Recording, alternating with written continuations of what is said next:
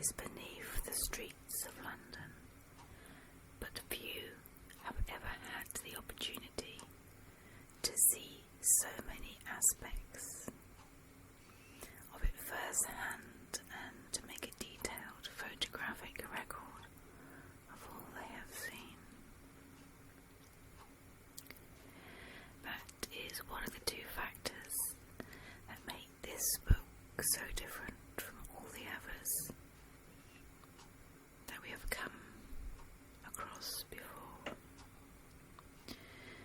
The second factor is the meticulous research that has gone into ensuring that the history and background narrative to each of the locations described and illustrated here is both concise and accurate in every detail.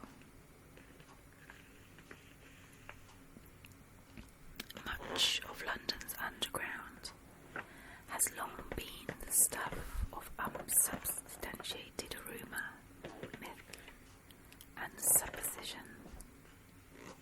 But in this volume, by the author Nick Catford, he has exposed the myths and revealed the true stories of what, until very recently, were some of the most secret sites in Britain.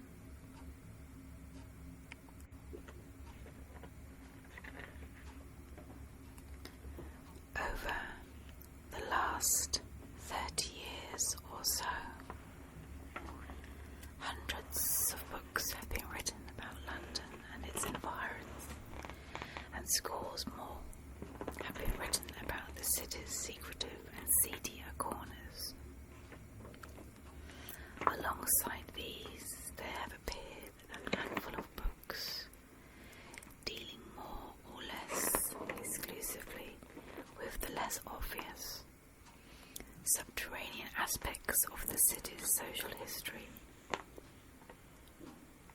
Predictably, two features of London's underground have dominated all these previous publications. That's London's Lost Rivers and Sir Joseph Bazalgette's Great Interceptor Sewers. There is nothing left to say that has not already been said about the rivers that run beneath the streets of London, and they will not get a further mention in this book. And anyway, this is essentially a photographic record of underground London, and the rivers are, for the most part, aesthetically unphotogenic and practically unphotographable. Sir Joseph and his sewers get a mention in chapter 19, but in connection with a less known aspect of Bazalgette's work, the Abbey Mills pumping station, rather than with the sewers themselves. This glorious book in black and white is about industrial archaeology, supplemented by an investigation of those aspects of London's cultural and military history that have been left permanent evidence of their passing in stone and concrete, brick and iron beneath the city streets. All the underground structures illustrated in this book are man-made, and all, with the exception of the Thames Barrier tunnels, are now disused and abandoned.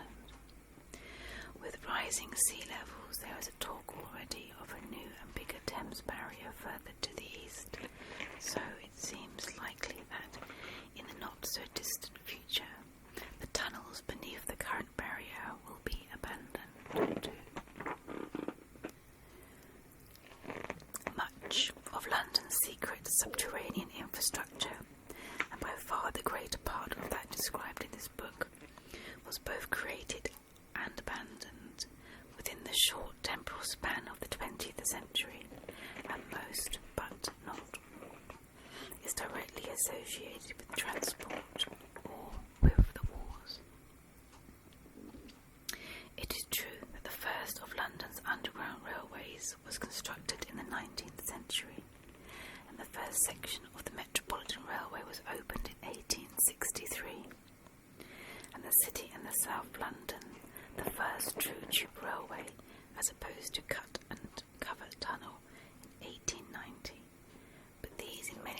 works were just the early beginnings. The real momentum in railway tunnelling through the London clay took hold in the first decade of the 20th century under the commercial impetus of the entrepreneur Charles Tyson Yerkes and the engineering genius of James Henry Greathed. Greathed was a contemporary of Peter Barlow, who in 1864 had painted a circular tunnelling shield. In 1869 the two men began to work on the Tower subway, only the second passage to be excavated under the Thames after Mark Brunel's disaster-ridden tunnel of 1843, using a shield based upon Barlow's principles, but much improved by Greathed, and later attributed to him. The Greathed shield was used to dig the tunnels for the City and South London Railway, and was so successful that it went on to become, through various iterations, the most means for which the railways beneath London were subsequently excavated. Without Greathed's invention for boring the tunnels, the millions of Cleveland cast iron segments used to line them, the rapid early expansion of the London tube system would not have even been possible. So effective was this means of construction that when during the Second World War the government needed quickly to provide large-scale air raid shelters for the most vulnerable of the city's civilian population and bomb-proof accommodation for its most crucial communication facilities, Greathed shields and segmented iron ring construction were again employed. As regards to the transport element of this book, the essential point is not that a vast network of tunnels should have been built in a relatively short time frame, but that so much of the build was so quickly abandoned that it is now hidden from public view. Subterranean London is littered with abandoned tube stations and the stub ends of branch lines that were never completed. The reasons for this phenomenon are manifold, but two stand out.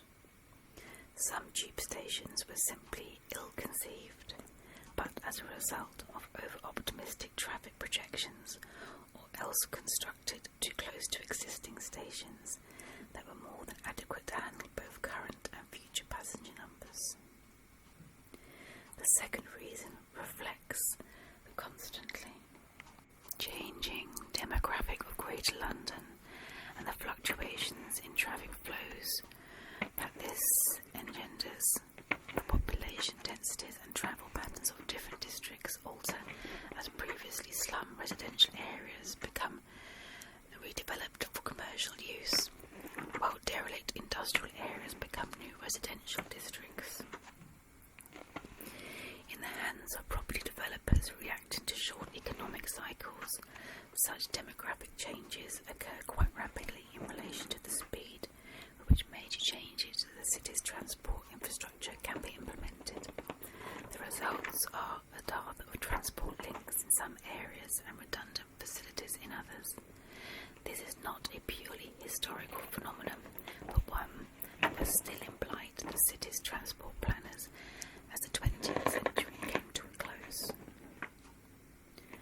When the Jubilee line was completed to Charing Cross in May 1979, it was expected that it would eventually be extended towards Lewisham via Aldwych. No one at the time anticipated the subsequent scale of the redevelopment of London's docklands, and when it came about, the whole pattern of the Jubilee line was recast. A new line was built from the near Green Park via Westminster, Waterloo and Greenwich, terminating at Stratford. The platforms at Charing Cross, less than 20 years old, were abandoned. War, or the threat of it, has had a profound effect upon the evolution of the London Underground. The topography of the Lower Thames, the natural advantages of the estuary to facilitate shipping, and its proximity to its major trading partners on the European mainland ensured London's development as the country's principal commercial and maritime centre.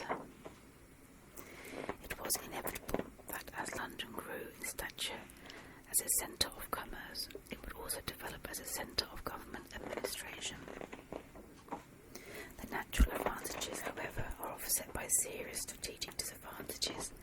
Historically, one of Britain's problems regarding the relationship between trade and defence has been her principal trading partners have frequently also been, at one time or another, her enemies. Since the 1930s, when the major military threat to Britain shifted from attack by sea to attack by air, London, situated close to the coast and at the narrow end of the estuary that acts like a direction pointer to enemy aircraft, became exceptionally vulnerable. The British government was acutely aware of this, and by 1934, when another European war became a less than distant prospect, it took steps to evacuate many of the capital's principal cultural institutions and its most important military and economic establishments to secure remote locations in the provinces. Examples include the Army's War Reserve of ammunition, transferred from Woolwich to Wiltshire, and art treasures from London's museums and galleries evacuated first to remote country houses and thence to underground bunkers in North Wales and on the border of Somerset and Wiltshire. Some of London's commercial and manufacturing capacity moved too, along with some of its people, but the majority stayed put. The pre-war population of London was approximately 8.5 million. At the war's end, it was still little over 8 million, and during almost a 6 year of conflict, measures were required to ensure their safety. A few huge, deep-level air raid shelters were built, although once completed, the government wasn't too wise as to whether they should actually be used, along with hundreds of smaller examples. Responsibility for the safety of civilians fell largely upon the local authorities through the medium of the civil defence and the air raid precautions. All the London boroughs constructed bomb-proof control centres beneath their town halls. All the civic properties from which these services could be administered. Many still survive today in states of dereliction, while others were secretly refurbished to serve a similar function in the event of a nuclear war with the Soviet Union. Central government too sought safety underground during the Second World War, and like the majority of the population, demonstrated a marked reluctance to abandon central London despite the risks involved. Early in the war, a series of government bunkers were built in the northern suburbs, but Churchill and the War Cabinet preferred to remain in Whitehall, beneath which a veritable warren of buried bunkers and communication centres were secretly constructed. Further from the city centre, but still within the orbit of this book, more underground bunkers like those of Bentley Priory, Uxbridge and elsewhere were built to protect the nerve centres of the military units that guarded London and the country as a whole against military units that guarded London. These too were subsequently upgraded to counter the new threats posed during the Cold War. A little known but important aspect of London's early industrial history is also covered in some depth. Most of the prestigious buildings we see now in London are built of Portland, Bath